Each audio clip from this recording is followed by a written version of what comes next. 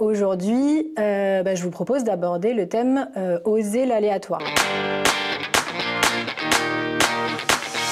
Créer avec le hasard, créer avec l'aléatoire, ça peut faire peur. C'est aussi c'est une liberté, mais en effet, ça peut faire peur. Il y a des personnes pour qui ça va être très facile d'aller jouer avec le hasard, et d'autres personnes pour qui lâcher prise, ça peut être beaucoup plus difficile. L'aléatoire, comme je vous disais, pour revenir un peu sur le PowerPoint, en fait, ça vient vraiment casser les automatismes, parce que comme je vous disais, vous avez une situation, vous avez votre petite routine de tous les jours, sans parler forcément de créativité, hein, mais même dans votre vie de tous les jours, vous avez votre routine et vous avez un aléa qui arrive, on ne sait pas quand, ni comment, ni quoi, et ça vient tout bouleverser au niveau de votre routine de la journée.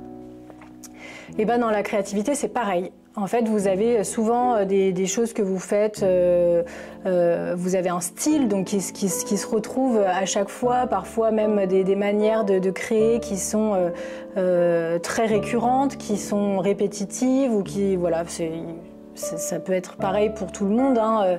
On se dit qu'on dessine toujours avec un crayon de papier et on va toujours faire quelque chose de réaliste.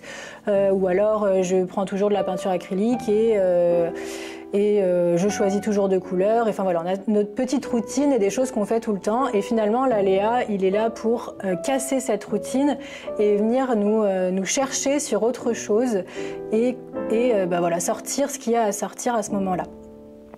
On a les exemples des cadavres exquis surréalistes. Donc je pense que vous avez déjà entendu parler des cadavres exquis, ou en tout cas même vous y avez peut-être déjà joué vous-même plus jeune. L'idée, c'est d'avoir une feuille qu'on plie en plusieurs parties. Une personne va dessiner sur la première, va plier de façon à ce que ce soit pas visible pour que la deuxième puisse dessiner, etc., etc., etc. Et à la fin, on a un dessin. Donc là, sur les exemples que je vous ai mis, forcément, on a un rendu qui est joli. Voilà, il y a beaucoup de fois où les rendus, voilà, c'est du n'importe quoi et ça ressemble à rien du tout. Et pour le coup, c'est vraiment le jeu qui est intéressant. Ça marche aussi avec des phrases. Le premier écrit un mot, le second écrit un verbe, un adjectif, etc. Puis à la fin, on a une phrase qui n'a pas forcément de sens. L'aléatoire, en fait, ça va vraiment venir vous stimuler au niveau du lâcher-prise, au niveau de la surprise et au niveau de l'imagination. Déjà parce que ça va court-circuiter votre mental rationnel. En fait, on tire quelque chose au hasard, on fait quelque chose en improvisation et on se sert de l'inattendu pour créer. Donc forcément, à ce moment-là, vous n'avez pas choisi quelque chose, donc ça détend, c'est pas votre choix, c'est là, vous faites avec ce qu'il y a. Ça vous laisse pas vraiment le temps de réfléchir, donc finalement, vous êtes dans l'élan de la créativité, et puis vous vous surprenez à faire des choses que vous n'auriez pas forcément pensé faire. Et pour ça, il faut pouvoir en revenir un peu au lâcher-prise, donc oser le flou, lâcher le contrôle et se faire confiance. Faire confiance à ce qui va émerger de nos mains, de notre bouche, si c'est un exercice de parole. Enfin voilà, il y a plein de choses qui se passent au niveau de l'aléatoire. L'aléatoire, dans la créativité en particulier, vous pouvez l'apporter de manière différente. Alors, vous pouvez l'apporter volontairement, donc avec des tirages au sort par exemple, ou des lancers de dés, ou voilà, vraiment tirer des couleurs au hasard, tirer des tubes de peinture. Voilà, ça c'est vraiment vous qui allez chercher l'aléatoire. Ensuite, vous avez les accidents ou les erreurs créatives. Donc là, c'est pas vous qui êtes allé chercher l'aléatoire, c'est l'aléatoire qui vient directement à vous. Par exemple, vous avez fait une magnifique toile de peinture acrylique, ça fait 3 jours que vous travaillez dessus, vous avez presque terminé et vous renversez un pot de peinture sur votre toile. Bon, voilà, qu'est-ce que vous faites de cette forme ? Vous avez plusieurs options, vous pouvez être frustré, très frustré et pas avoir envie de continuer cette œuvre, ou alors vous pouvez vous dire, voilà, j'accepte ce qui vient de se passer, en quoi je peux utiliser l'aléa qui vient de se produire pour lui donner du charme, de la valeur, pour le faire ressortir sur ma création. Et il y a énormément d'œuvres qui trouvent leur charme dans des accidents ou dans des erreurs créatives. Et vous pouvez aussi amener l'aléatoire grâce à des improvisations ou à des réactions à l'environnement. Donc l'improvisation, tout simplement, ça va être de prendre un crayon par exemple, de tirer des traits, de se laisser aller, de laisser les mains aller sans réfléchir ni rien. Et puis à un moment de se poser et de dire bon bah voilà, qu'est-ce que j'ai sous les yeux, à quoi ça me fait penser, en quoi ça me parle, qu'est-ce que ça m'inspire, et de continuer avec cette base-là sur quelque chose qui vous inspire. Et de laisser faire le processus à ce moment-là. Ce que je vous propose, c'est qu'on passe tout de suite à la partie exercice pratique, parce que finalement, c'est quand même ça le plus intéressant de ces visios. Et pour le premier exercice, donc c'est la phrase inattendue, et je vais vous proposer de découper un morceau de papier en 9 tout petits morceaux, hein. Vous allez écrire juste des mots dessus, et vous faites 3 tas de 3 papiers.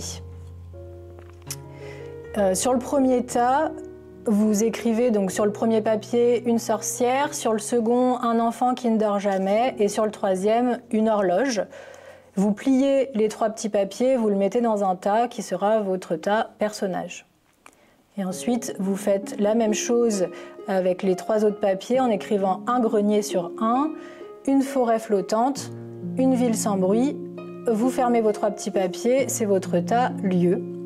Et enfin, vous avez vos petits papiers. En même temps, je regarde les miens parce que je me suis préparé mes petits papiers, donc je vais le faire en même temps que vous.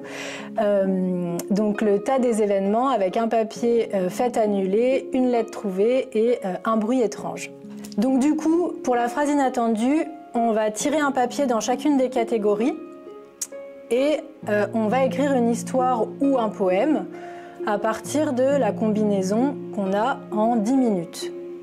L'idée, c'est de travailler l'aléatoire, donc de ne pas changer les éléments tirés, même s'ils ne vous plaisent pas, même si vous pensez que la combinaison elle est compliquée. C'est vraiment voilà, d'essayer de faire avec et de voir ce qui vient. Encore une fois, on n'est pas en train de chercher à faire quelque chose de magnifique à la fin, on n'attend pas de résultat, on ne se juge pas, vous écrivez pour vous. Pour la suite, comme la dernière fois, on passe sur un peu de dessin. Donc pour les formes du hasard, ce que je vais vous proposer, c'est de fermer les yeux et de faire un gribouillis sur votre feuille. Ça, vous le faites entre 10 et 30 secondes. Hein. L'histoire, c'est vraiment histoire d'avoir une base pour le dessin.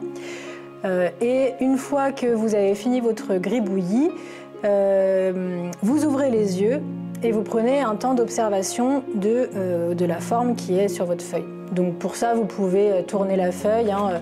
Là, j'ai mon texte, j'ai mon gribouillis, je peux prendre comme ça, comme ça, comme ça. Enfin voilà, essayez vraiment de regarder tous les angles de vue pour essayer de voir dans quel sens vous avez quelque chose qui vous parle, une forme qui ressort, quelque chose qui vous titille, qui vous avez envie d'aller travailler. Et une fois que vous avez trouvé cette forme qui vous appelle, vous pouvez la transformer en quelque chose. Donc on a un animal, un personnage, un objet, une scène, et aussi ça peut être quelque chose d'abstrait. Si vous avez simplement une forme qui représente, enfin en tout cas qui vous fait penser à rien de concret, mais qu'elle vous parle quand même, vous pouvez y aller, allez-y, travaillez là, et même si à la fin il n'y a rien de concret qui en ressort, ça peut juste être une forme qui vous plaît. Donc d'aller la travailler. Et puis à la fin des 10 minutes, on est toujours sur 10 minutes, à la fin des 10 minutes, je vous donnerai une minute pour donner un titre à votre création qui va être inspiré de ce que vous voyez sur votre dessin. Bon, à défaut de vous avoir partagé mon texte, parce que je préfère vous laisser un temps de parole à vous, voilà ce qui ressort de mon gribouillis après 10 minutes. Donc maintenant, je vous laisse la parole si vous voulez nous montrer votre dessin, si vous le pouvez avec la vidéo. Donc voilà, pour conclure sur l'aléatoire, finalement, c'est de se dire que l'aléatoire, c'est pas quelque chose de négatif, hein, c'est plutôt une porte qui s'ouvre assez inattendue. Donc c'est voilà, se donner quelque chose un aléa pour ouvrir une porte qu'on n'aurait pas imaginé s'ouvrir. Vous pouvez aussi, par exemple, vous apporter l'aléa avec un dé. Et puis sur chaque chiffre du dé, vous donnez par exemple un matériel, le 1 pour du crayon à papier, le 2 pour du stylo, le 3 pour de la peinture, ou alors une matière, ou alors un mot, n'importe quoi, vous lancez le dé et puis après vous travaillez avec ce que le dé a bien voulu vous donner. Voilà, c'est vraiment aller chercher plein de manières différentes. Vous pouvez aussi reprendre les petits papiers qu'on a fait tout à l'heure. Soit vous gardez ces trois-là, soit vous en ajoutez, soit vous en faites, vous jetez ceux-là et vous en faites des nouveaux.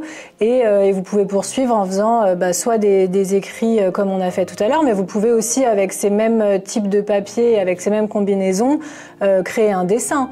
On aurait très bien pu, avec les combinaisons que vous avez chacune tirées, partir sur une création en dessin, en peinture, même écrire une chanson et la chanter. Ou même parfois, bon alors là les mots peut-être sont un peu moins inspirants, mais pourquoi pas même faire une danse, se mettre plusieurs mots et tirer et danser ce que le mot nous fait ressentir. Ça peut aussi, donc c'est vraiment voilà, laisser le hasard et faire confiance, c'est ce que je vous disais tout à l'heure. En fait, de se faire confiance. Et quand on n'attend pas un résultat précis et défini, il y a plein de choses qui émergent auxquelles on n'aurait même pas pensé. Donc je vous remercie d'avoir participé à cette visio. Et puis, je vous en avais déjà parlé la dernière fois, j'ai mon stage Réveiller votre créativité qui a lieu donc en Ardèche du 10 au 16 août, pardon. Donc voilà, l'idée c'est pareil, c'est de venir travailler toutes ces choses-là, de prendre différents thèmes chaque jour et d'aller les aborder avec plein de médias créatifs différents, toujours dans l'idée de prendre du temps sur le processus créatif, ce qu'il apporte et ce qui quel est le ressenti que vous avez. Et sur le stage, c'est vrai qu'on va aller travailler du dessin, de l'écriture, mais on va aussi travailler de la danse, on va travailler du chant spontané, on va travailler du théâtre. Donc on est vraiment sur vraiment beaucoup de médias créatifs différents. La prochaine rencontre créative, elle sera le mardi 17 juin de 20h à 21h et cette fois-ci, on ira explorer nos émotions. Donc là encore, un thème assez intéressant, le travail créatif avec ses propres émotions. Donc ça nécessite aussi de savoir connecter à ses émotions. Je vous remercie en tout cas de votre temps, de votre participation et puis finalement c'est toujours un plaisir de pouvoir partager ce moment avec vous